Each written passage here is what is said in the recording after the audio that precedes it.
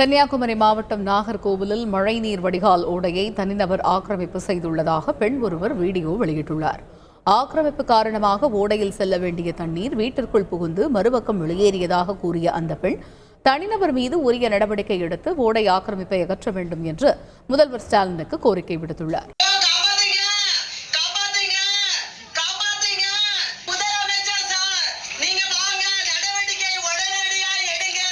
எங்க வீட்டுக்கு பின்னாடி மழை தண்ணி போகும். அந்த ஓடைய திரு பாலமுருகன் ஒரு தனி நபர் அடைச்சி வச்சனால எங்க தெருவு பாதி தெருவில் உள்ள தண்ணி ஃபுல்லா எங்க வீட்டு பின்புறம் எங்க வீட்டு வழியாக போய் நேற்று எங்க வீடு குளம் போல காட்சி அளித்தது. அதனால தயவு செய்து மாண்புமிகு முதலமைச்சர் அவர்கள் இதற்கு தக்க நடவடிக்கை எடுத்து உடனடியாக இதற்கு எனக்கு நீதி தரும்படி தாழ்மையுடன் கேட்டுக்கொள்கிறேன். ட்ரெண்ட உங்க ஃப்ரெண்ட் ஆக்கிக்கோங்க. யூடியூப்ல 1 கோடி சப்ஸ்கிரைபர்கள் கொண்ட உங்கள் தந்தி டிவியோட இணைந்திருங்க.